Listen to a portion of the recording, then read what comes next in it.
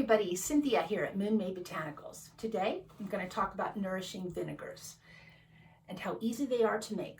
We've picked a whole bunch of plants from the garden.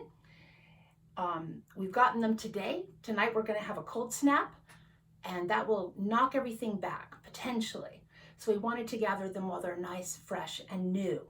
Not able to get any dandelion flowers because the cold weather is coming in and they've closed up tight as can be. So we'll work with what we have. So first thing you need is some nice vinegar. And this is organic apple cider vinegar, which I really like. If you wanted to use a distilled white vinegar for looks, because you can see the plant material through it better, you could do that. But we prefer to use this with the mother. Helps it be much more nourishing. And the color really does come through. So you can use many kinds of bottles. Not my preferred type of brown bottle, but I just offer it to you as sometimes we have these around.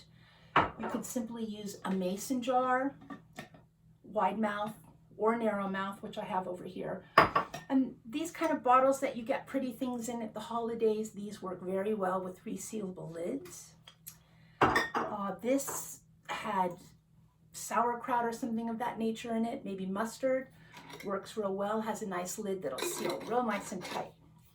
So this bottle, real tiny opening, but I'll show you how you get things in. So we have here cleavers. We have chickweed, which is an incredible nourishing herb. All of this green plant material is full of vitamin C and other trace minerals that we need on a daily basis.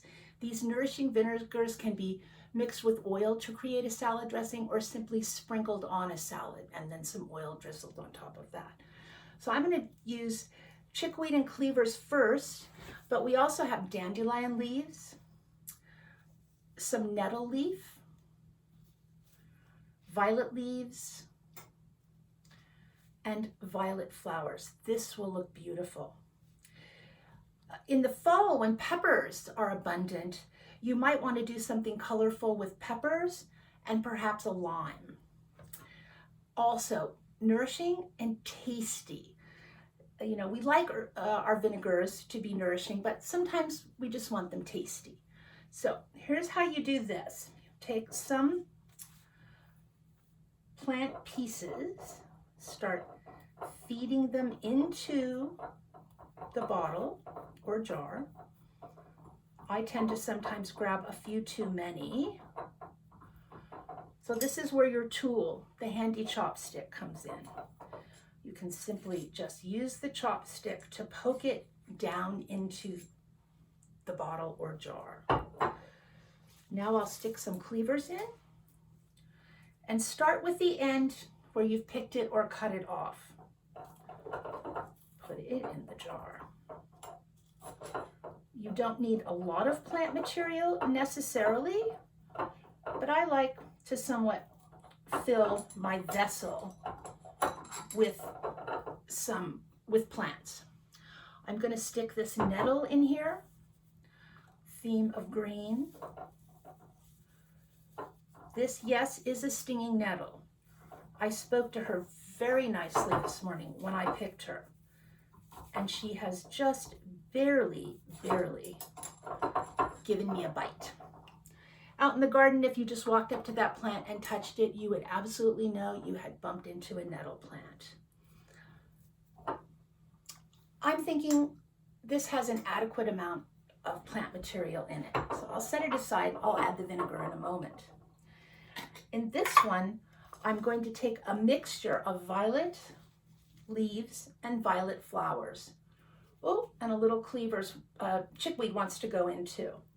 So we'll kind of alternate this. Like this. And some more leaves. We'll get all those flowers in. Another plant has just reminded me she's here. And this is purple dead nettle. It's got a pretty purple flower, super nourishing plant, great for foraging out in the garden. We'll add some of that too. Goes with the purple theme. Purple dead nettle, sometimes confused with henbit, though my coworker Jamie has just helped me forever know which one is which. What would we do without Google? So, doesn't that look pretty? That's henbit, violet, flowers, and leaves. Let's make one more. I have some mint. This alone will be just fabulous. You stuff them in, talk to them nicely, thank them for being your friend and offering you their vitamins and energy after you've pulled them off the plant. And that looks kind of interesting, just like that. And it smells divine.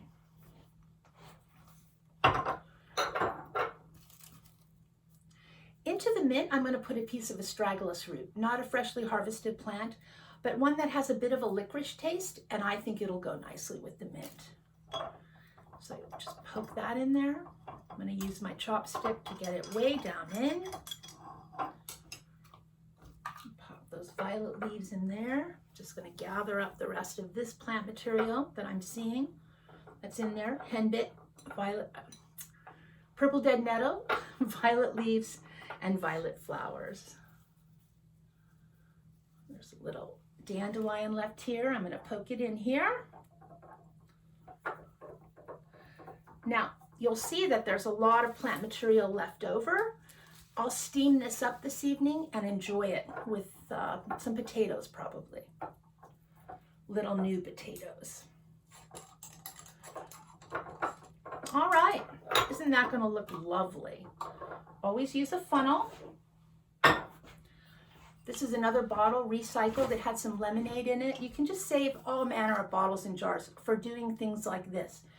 These make incredible gifts for the holidays. The cleavers, which is called ladies' bed straw and used to be used to stuff mattresses, was cleaving to me. I shall leave her there. All right, using your funnel, you slowly fill the bottle. The plants may offer some resistance when you're filling it up. That's not happening here.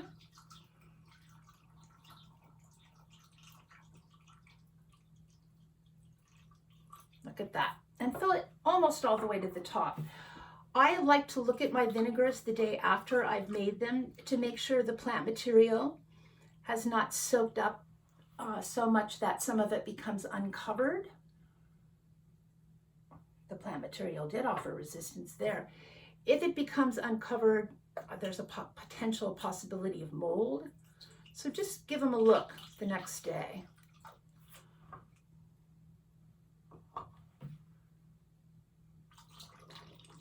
Look, resistance. Or I'm just pouring it too fast. So don't be hasty. I'm going to use my chopstick again to poke this down a bit more. And sometimes the size of the funnel will affect how it pours into your bottle or jar. So this is not the correct cap for this, but there is one around here somewhere. We just couldn't find it. But this looks very, very pretty. This, how gorgeous is that? This one too doesn't have the seal, but we have them. And this looks rather nice too. We could have spread, or I could have spread those astragalus roots out just a little bit, but it looks rather lovely to me. That's it. Simple and easy.